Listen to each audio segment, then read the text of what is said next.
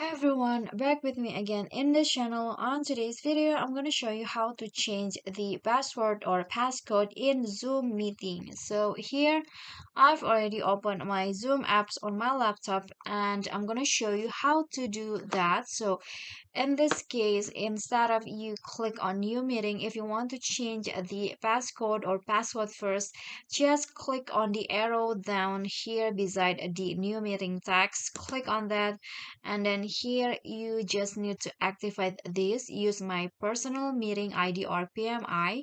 Just check that box, and then here is the settings that you can choose. So you can just go to the PMI settings, click on that, and after that the personal meeting ID settings will pop up like this. And if you want to change the passcode, you need to go to the security sections here, and then here is my current passcode. And if you want to change it, just delete the previous one and then type in the new password that you want. For example, new pass. Okay, I'm going to use that, and after that just click on save. And after that, I'm going to click on new meeting and check if the password or the passcode has been changed.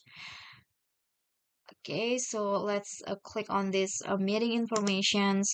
Yeah, as you can see, the passcode is now been changed into the new one that I changed before.